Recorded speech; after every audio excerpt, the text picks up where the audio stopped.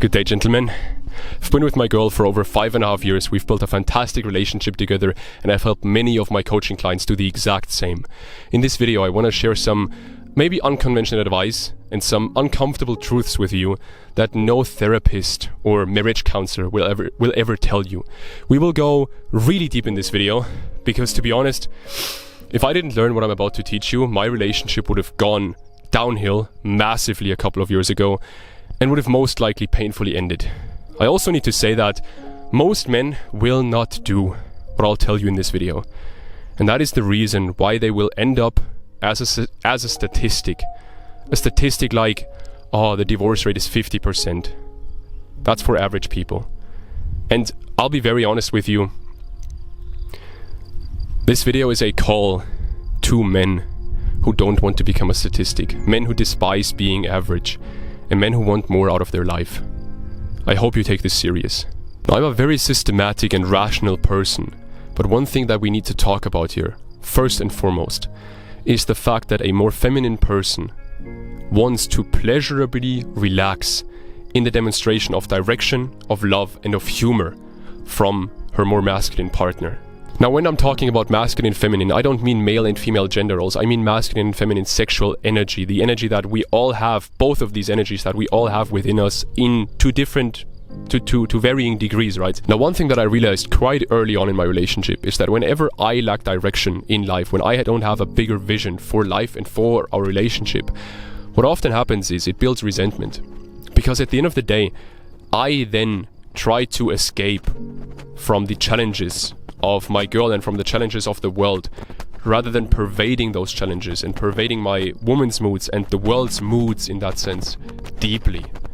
And this is something that many men struggle with. Most men feel burdened by their woman's moods. And fair play, honestly. Because nobody has taught you, if that's you, nobody has taught you how to pervade her moods. Nobody has taught you that you shouldn't get burdened by her moods, because everyone you saw probably got burdened by her moods, right? So it's not your fault that you haven't realized this, but please understand that your woman's moods, the world's moods, everything that's happening around you is just a cycle of nature. This sounds very woo-woo, very spiritual, but I'll break this down for you. Someone who you might have heard from, maybe not, maybe you have, is Iman Gadzhi. Entrepreneur, YouTuber, very famous by now. He is a very rational thinking person. Just to give you a perspective, he's worth around $100 million at age, I think, 24 now. That just should give you a perspective. And this guy has shared this lesson where he says the pendulum always will swing the other way. If you're in a good situation right now with your woman, if she's happy, her moods will change. The pendulum will swing the other way. This is with life, with the world, and with your woman, just the same way. So anyone who will then say, oh, but this isn't true and you shouldn't pervade her moods and you should just tell her to not have those moods and this and this and that. Show me anyone who says that kind of stuff, who actually has a deep, fulfilling, inspiring relationship. You will not find that person. Because at the end of the day, or to be honest, you will not find that person if that person isn't in a balanced relationship and happy in that balanced relationship. If he has a balanced or he or she has a balanced sexual essence, okay, but if he or she has a more masculine or feminine sexual essence, you will not find that person, because then that person just says that to again escape from these challenges, to run away from these challenges, to push these challenges out of his life, rather than overcoming these challenges and pervading through these challenges, right? Now, here's a quote that will really help you understand this point, so pay attention here. This quote is, "The only thing worse than being blind is having sight but no vision." This quote is from Helen Keller, an American author and I think disabled rights activist and all that kind of stuff, around 100 years ago. And she was blind. I think she fell blind because of some illness she had at 2 years old or something, and she was blind. She still became an author. How the fuck is that even possible? Because she had a vision. And what she realized is something that many men still haven't realized. And many people in general, many more masculine people, let's put it like that. And that is that every time you get into this do mode, this mode where you just strike things off your to-do list, off your task list, and that's everything you do, you often lose sight of the bigger vision that you should do this for. You do the work just to do the work. You work for work's sake. You are productive just to be productive, but you're not actually productive because you're not working in the right direction. And I need to, how do you say this? Honk my own horn? I don't know what the expression is. I'm German, by the way, so my English isn't perfect, but I need to take accountability here and say, I did this 3 years ago and I burned out because of it. One thing that people don't talk about with burnout is that it's not just from working too much, it can also be from getting too little praise for your work, seeing too little results, and many more. But the main point is here, what essentially led me to burnout is losing the vision and just working for work's sake, just working on some random task that doesn't even get you to the goal that you have because you have no goal. So what happened is, I burned out 3 years ago at age 20 and had to take a 2-month break, 10-week break from everything to recover from this. And during this time, what's so interesting is that my girl before this time has always been this radiant and goofy and funny and bubbly and just radiant. Yeah, radiant is the best word. Radiant person. And during this time period, she lost that flair. And now I understand why. Because consciously or subconsciously, she must have thought, is this the highest vision he sees? Is this everything there is to it? Is this really what his life will come down to, just working for work's sake? And I'll explain why she could see that later on. But before I do that, I really want to drive this point home, this difference between me 3 years ago and me now. Because now, my life perfectly fits to this quote. I think this is from the book Hard Times Create Strong Men, which is, a man on his purpose forgets to eat, he forgets to drink, he forgets to sleep. Honestly, when I'm working, I forget everything and everyone around me. I forget to eat. I'm on a bulk right now, and I forget to eat. That's kind of stupid, but the bulk isn't my main priority. So it's okay. And it's not the highest vision that I have for myself. If it was the priority, I wouldn't forget to eat, trust me. But I forget everything and everyone around me. I'm fully immersed. I'm fully there. I'm not thinking, I'm just doing. I'm guided by some inspiring force, some muse, as an artist would call it, right? But the interesting part is this. A man on his purpose, yes, he forgets all these things while he's pursuing this purpose. But 2 things. He first of all can snap out of it and be present instantly. And second of all, he doesn't even do it for himself. I'll break both of these points down for you because they're very important. Pay attention to this. Firstly, he can snap out of it and be fully present. Be honest with me. You've made this experience, you just haven't realized it. You've made this experience where you had a higher vision and you worked towards that vision on a good day and you really made some progress and you really saw everything just coming together. Weren't those the days where you were most present with your woman? Where you were... These fucking flies, man. Where you were most present, most there, most immersed afterwards into being with your woman? Where you had the best sex? Where you had the best experiences with her, the most fun with her? Where you rejuvenated the most? Where she felt the happiest? Weren't those exactly those moments? I bet they were.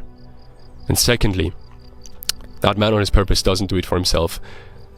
I'll tell you a story about Michael Jordan that really drives this point home.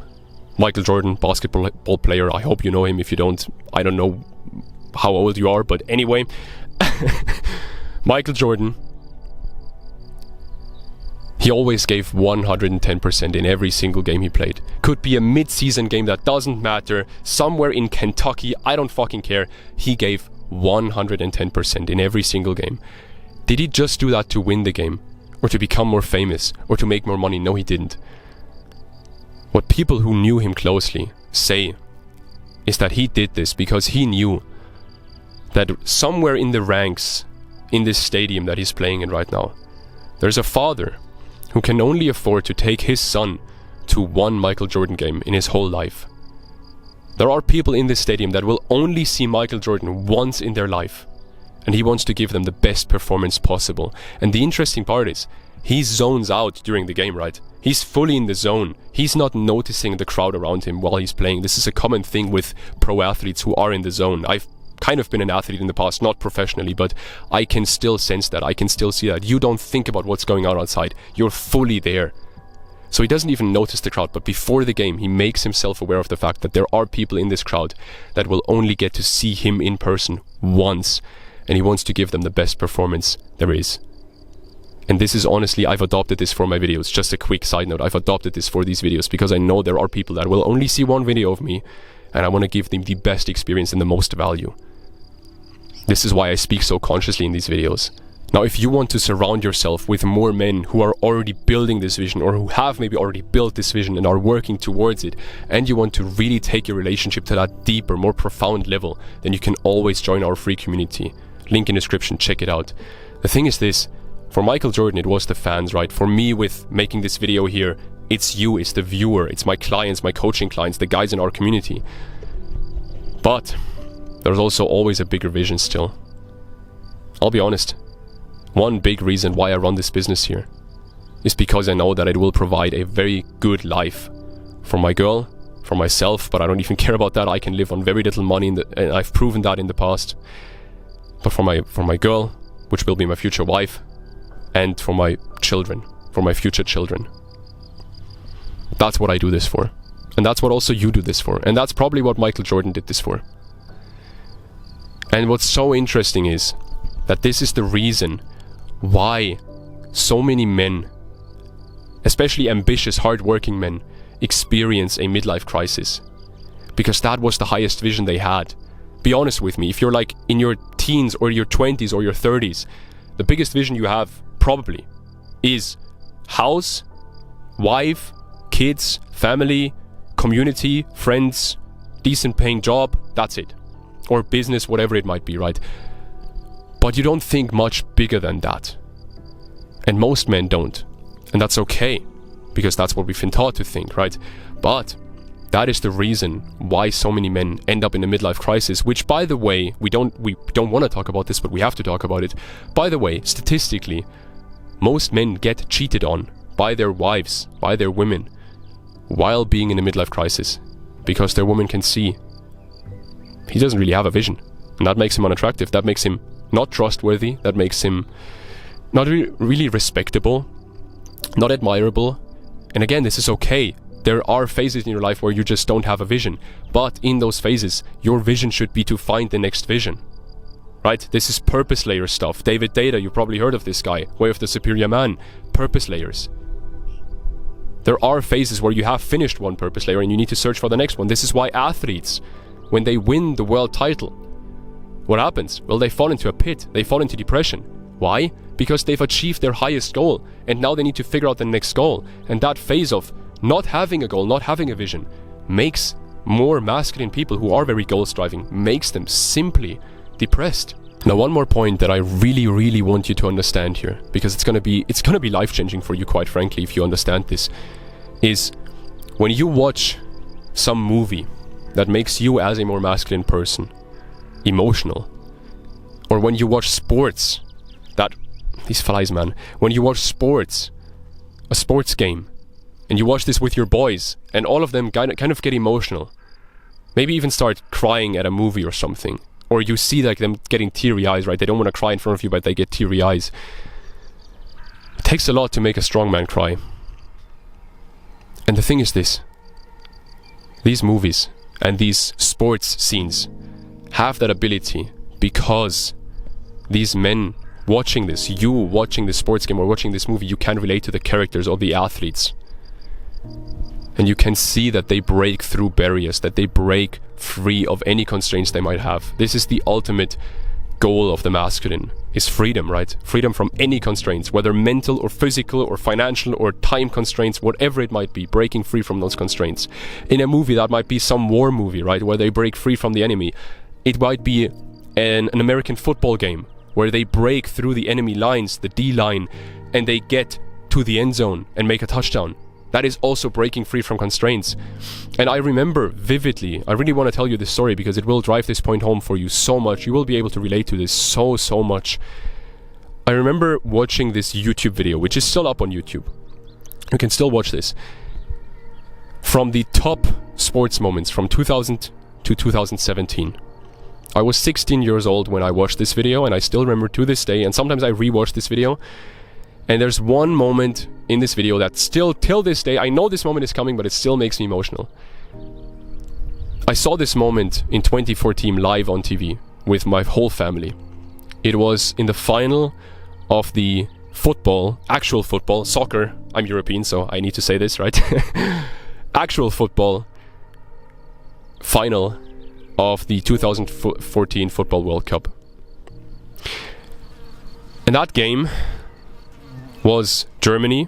I'm German. I never played football. I always played volleyball because that's what my father did, right? And I enjoyed volleyball, of course. But I never played football, but of course as a young German boy you're interested in football. It was the... What the fuck did I just say? Anyway, Germany against Argentina. Doesn't matter. Germany against Argentina, right? Final. And I remember in this one moment, it was in minute 112 of this game. I still remember this to this day. Minute 112, I remember exactly where I was. Mario Götze scores the one and only goal of this game. And they win.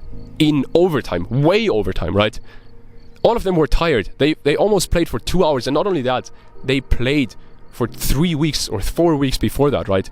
The whole tournament was extremely just excruciating for them. It was difficult. It was such a huge challenge. And then you see this very young team come out on top. They broke through all barriers. They broke through all constraints. And they came out on top. That moment still makes me emotional. Why? Because I can relate to these men. Because I can feel, I can imagine what they felt in this moment. Do you understand that? I know you do. I know you can feel the same thing. Now listen up. What I want you to do, for your own sake, for your woman's sake, and for your relationship's sakes, and your kids' or future kids' sake, I want you to not just watch other men do this, men in movies or athletes. I want you to do this yourself. Because quite frankly, everyone around you will lose respect, trust, and admiration for you if you don't. Your woman knows that you are capable of this stuff. Maybe not of winning the World Cup, but she knows there is a challenge in your life that you're shying away from, and she knows you are capable of achieving a breakthrough in this challenge, breaking through these barriers, getting to the other side. She knows it's possible, and she will lose respect for you if you don't. That's why your relationship actually sucks, because you are not willing enough to go through these challenges, to break through these constraints. What I want you to do is to retreat from this do mode where you just cross off things off a to-do list. I want you to take a step back, to really deeply reflect over the next few days and weeks and months, and honestly until the rest of your life, about what your current vision is. And then I want you to set specific goals. This is an actionable step for you right fucking now. You should do this. You should think about what your goals are currently. Set specific goals, and with specific goals I mean as specific as in this month of this year I want to make this much money. And I want to not just make that money, but for me currently I have a money goal. But that money that I want to make represents the value that I give to the world as an entrepreneur, right? So it's not just the money, it's the value that I want to give in that moment. Set those goals, set them very specifically, and there's two things you need to keep in mind with goals that you set for yourself. This whole thing of, set a goal with the SMART method, S-M-A-R-T, set a goal like this, set a goal like this. I've done that in the past. It never really worked for me. The only thing that actually worked for me and for all my friends is set a goal that is truly, truly desirable for you to achieve. Don't set the goal of, I just want to make $500 more per month. That will not change your life. I want to lose 5 pounds. That will not change your life. Making 10k a month will change your life. Getting into the best fucking shape of your life, that will change your life. That is desirable, and it needs to be desirable, because if it's not desirable, if you don't deeply desire this goal, reaching this goal, then you will not go through the challenges that come with getting to this goal. You will not go through the pain that is necessary to get to the other side. And the second thing is, you need to believe that this goal is possible. And sometimes we set goals that are very desirable for us, but we simply don't believe that we can achieve it. If we don't believe that we can achieve it, what's gonna happen is, again, you will not do the work. If you don't even believe that you can get there, you will not go through the pain. Because why would you face pain if you don't even believe that it's worth it? So if you set a goal that is desirable for you, but you don't fully believe with 100% conviction that it is possible, then brainwash yourself to believe that it is possible. What I mean with this, simply put, is look for reasons, not for reasons why it isn't possible, but only look for reasons why it is possible. When your brain tells you, this is such an important piece of advice, I tell this to all of my clients, people pay me a lot of money for this information. Please listen up. When your mind gives you one reason why this is not achievable, instantly give your mind three reasons that are stronger of why it is achievable. And I'll tell you right now, there are a lot of reasons why your goals are achievable. And the moment you believe that a goal is achievable, you will achieve it. Trust me, you know this. You deep down, you already know this. I don't even need to tell you this stuff. I just need to remind you of what you already know. The reason I say all this stuff is because I just want to say, fuck all this shallow masculinity of striving towards some goal that is like some material goal or some fame or whatever it might be. Fuck all that. Because all this stuff and people acting like an alpha male, all this stuff, all these men, what that comes from is a fear of being inadequate. A fear of inadequacy. And at the end of the day, I heard a quote. This was so interesting. A guy just randomly said this on a Zoom call I was on. Very profound and very successful guy. Literally works with billionaires now. He said this quote that was so profound for me. He said, most men in this self-improvement space, most entrepreneurs, whatever, in this educational space, online space, they are slaves to not being a pussy. They are slaves to making it seem like they have no weak points. And a slave is pretty much the exact opposite of being free. The truth will set you free, right?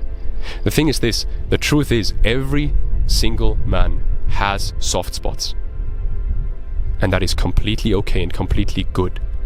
But the moment you try to bury those soft spots or hide those soft spots from other people, that's the moment where you should realize with yourself, where you should understand in your own head, I'm acting out of fear of inadequacy here. And the same thing, by the way, is true for guys who either when they go on random Tinder dates or in a long-term relationship, men who still play games with these women or with their woman. Men who still put up a persona, put on a mask. That all comes from this fear of being inadequate, obviously. Because otherwise they would just be themselves and know that being themselves is either good enough or they need to become better. It's that simple. I know that for a long time, in my teenage years, I wasn't good enough to attract a girl. So I improved myself, and I like improving, and I still do. But this fear of inadequacy, what this leads to in your relationship is, and this is what I mentioned earlier, what I was still gonna say about why she knows this stuff. This leads to her, again, losing respect, losing trust, and losing admiration for you, because she can see that you need to hide certain parts of yourself to look better, instead of actually just changing those parts. And why can she see this? Because if she is a more feminine person than you are, she has a much stronger intuition than you do. And she sees exactly who you are. And the moment you act differently, she sees who you truly are. And the moment you act differently, she will see that and she will lose respect, trust, and admiration for you. And every man, again, who argues against this, show me one more masculine man who argues against this. One man who leans more to the masculine side, who argues against this, who has a great relationship. You will not find that man. He does not exist. Now, of course, this fear of being inadequate might come from you having some kind of childhood trauma, right? Yeah, sure.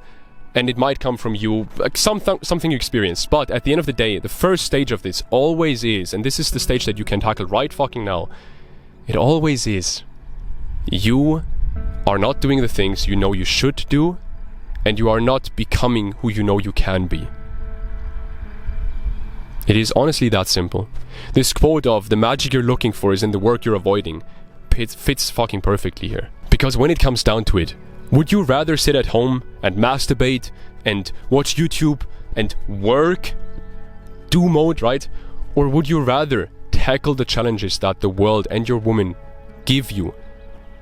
Overcome those challenges, become better because of those challenges that have been given to you as a gift, and deeply pervade all these challenges, what would you rather do when it comes down to it? Don't get lost in your daily tasks. Don't get lost in your to-do list. Take a step back, deeply reflect, create a bigger vision for yourself and for the loved ones you have, and then do everything in your power to create that vision. Because if you don't, your woman, your children or future children, your friends, your family, and yourself will never be able to fully trust you, to fully respect you, and to admire you. And those are your dark desires. You want other people to respect you. You want them to deeply trust your direction, and you want them to admire you. And that is okay. You should have those dark desires. You should come to terms with the fact that you do have these dark desires, and you should do everything to fulfill them. Now, if you watch this video this far, and you want to not become a statistic, you don't want to become a guy who, 50% divorce rate, a guy who has a midlife crisis, and you really also want to take your relationship to that next level, to that deeper level, then the easiest and quickest way to achieve that is to join our free community. This community is made specifically for hardworking, ambitious, determined men. Men who want more, men who despise being average. And this community is completely for free. I've made it for free because I want everyone to have the ability. This is also why I record these videos. I want everyone to have the ability and to have the knowledge to build a deep, fulfilling relationship. Because society, the education system, and our parents, they all failed us to teach us these crucial life skills. This is a crucial life skill. So, if you're interested in really taking your relationship to that next level, in this community I teach over 150 men at this point on how they can do it themselves, and they all help each other out as well. It's like a mastermind alliance at this point. So if you're interested, like I said, to take your relationship to that next level, check out the link in the description right now. It takes 1 minute to sign up to the community. It's free, like I said. You can leave at any time, but nobody ever does. Check it out right now. I will see you in there, and I'm excited to talk to you in there.